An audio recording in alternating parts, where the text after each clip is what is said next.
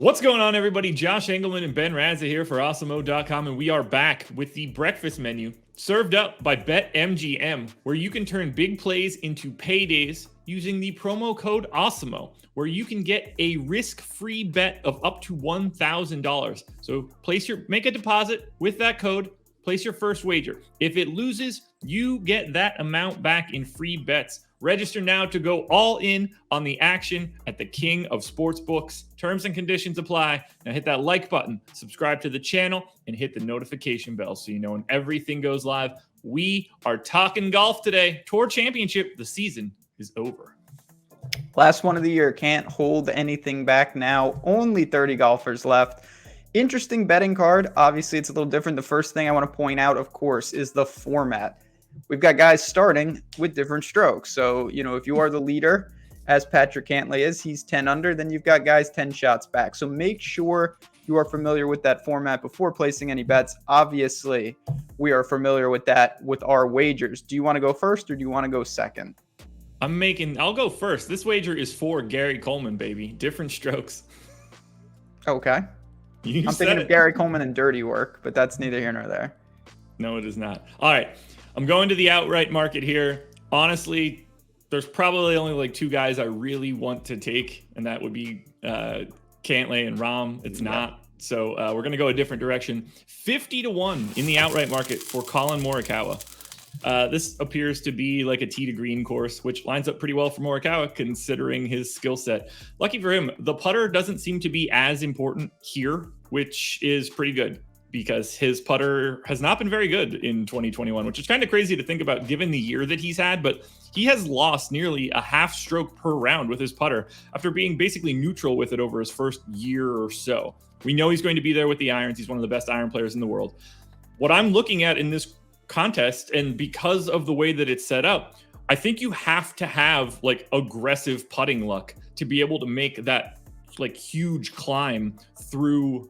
What does he need? 7 strokes or something crazy like that? So Twice this year, Morikawa has gained more than a stroke per round putting. He won the workday when he did it, and he finished second at the Memorial. He needs to make up 7 strokes on Cantlay, which is obviously difficult, but that's what we're betting on. I'm betting on the guy that's good off the tee. I'm betting on the guy that's good with the irons. If the putts fall, he can shrink that margin. And when push comes to shove, he's 50-1.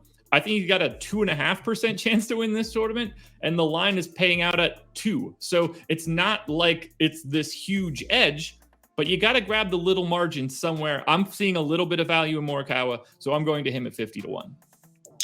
I have no problem. Listen, they got 4 days. Let's not, you're not trying to make up 7 strokes.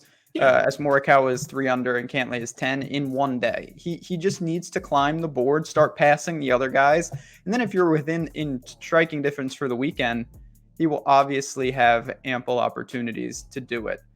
I'm in the same wavelength. I think we're both looking for that next tier of chasers per se, not the guys at the very top whose odds are just, let's be realistic. They're not good for this tournament, rightfully so.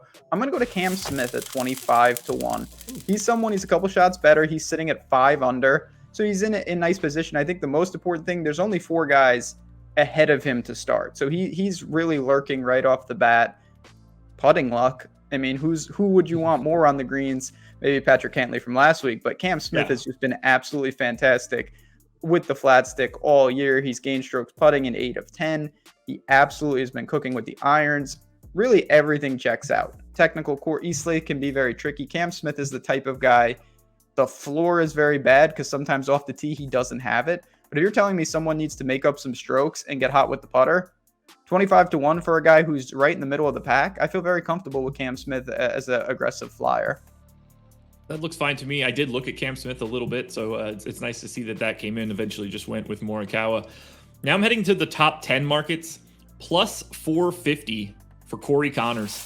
Speaking of guys that need to get lucky with the putter, there's Corey Connors, and he needs to do a lot less than Morikawa to make this work. He only needs to make up 3 strokes to get into the top 10.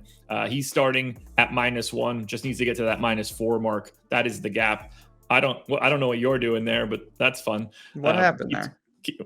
What happened there? I am not the person that caused that. Let's be clear here. Connors has 8 top 10s this season. Feels pretty good. Most recent coming 2 weeks ago, Northern Trust. He's got quality irons, quality off the tee game. I need putting luck to climb this board. And with a setup like this, when you're forced to make ground out of the gate, putting luck is going to me, the key to everything. The guy that makes that biggest climb, you're going to see is going to gain significant strokes putting. It's just the way that it's going to have to happen. The margins aren't as big elsewhere. So plus 450 for Corey Connors to get into the top 10. That doesn't seem all that crazy to me, given where he's starting. I mean, there's only 30 guys, so let's be realistic. If he has a decent week, some guys are going to play bad. He's going to jump some of them naturally. Yeah. Corey Connors, he's just one of those guys. You kind of know what you need. You need the putter to cooperate. One of the best ball strikers. Obviously, he's not giving you, he's starting basically at the bottom. He's 1 under. That's might as well be last. So that's all right. Everybody's bunched up. I think that's pretty meaningless for things like top 10, to be honest. Like, yeah, he probably doesn't catch Cantlay, but that's one guy. Like, there's plenty of opportunity there. I looked at top 10s. I'll be honest. I didn't really like a ton. So I'm just going to take an additional outright. Another guy at pretty big odds, Viktor Hovland, 40-1. He's 3 under, so he's similar to what you described. He is in the bucket with Morikawa and Usti and DJ and Sanjay. And it's kind of taking a combination of your bets. He's where Morikawa starts, and he has the same philosophy as Corey Connors.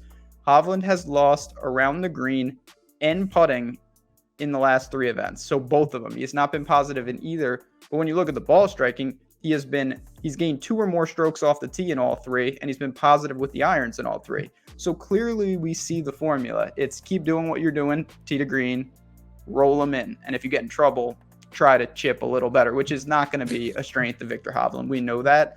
Yeah. But at the same time, this guy's got massive firepower. If it cooperates, he obviously can go low. And again, 40-1. So he's someone, I'm not asking him to win the tournament on Thursday. Can he just get in contact? Can he shave a couple strokes off that lead of whether it's Cantlay or somebody else up top? Get to the weekend within striking distance and give me a sweat at 40-1. I did not look at him at all. That was a little bit lower in my outright market, but I'm happy with it. Like, I'm just a Morikawa guy, I guess. Yeah. I mean, let's be, like I said, the honest truth this week is most likely, of course, one of the guys up. If Cantlay plays very well, or Finau or Bryson or Rahm, it's going to be very difficult for the chasers to catch them. Yep. But if they play average, if they crumble, it is wide open for that next tier for someone to emerge. And I think we're going to see at least a couple guys from the bottom get into contention. Whether they can catch them, that's a debate. But I like the odds that you're getting for those type of guys. Bets aside, who wins? Bets aside, who wins? I think Rahm wins. Okay. Best golfer on the planet. No surprises there. So I don't have anything to add. That's going to be into golf for at least a little bit. We got some stuff popping up in the near future, but we're closing out the golf season.